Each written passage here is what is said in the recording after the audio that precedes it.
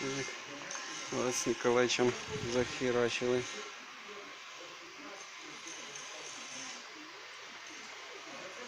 Сейчас надо бампер поставить нормально. Подривало петельки тут.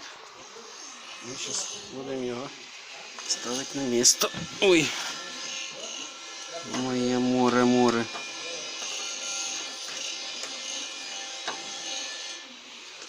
Только чуть-чуть. Так, ладно.